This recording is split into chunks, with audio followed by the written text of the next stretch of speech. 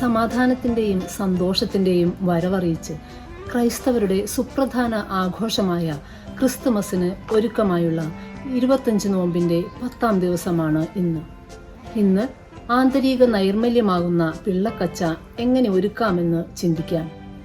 മനസ്സ് നിർമ്മലമായാൽ മാത്രമേ ഈശോ നമ്മുടെയും ഉള്ളിൽ വന്ന് പിറക്കുകയുള്ളൂ.